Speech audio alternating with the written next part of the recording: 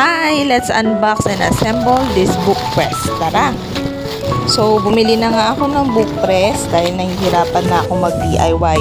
Nahihirapan na ako maghanap ng mga ipapatong ko na pampabigat doon sa mga ginagawa kong notepads. Ayan, tinawag ko na ang aking taga-assemble, si Daddy Dar.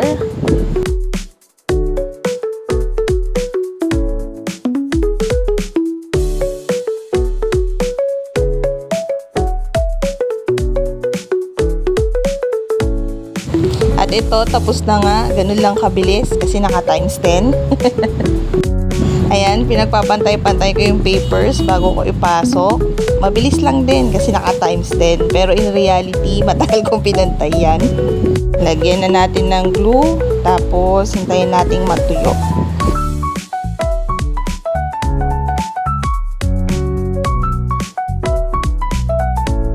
Ayan, tapos na. At ito yung ginawa ko, maze pad for kids. Available siya sa easy, medium, and hard mazes.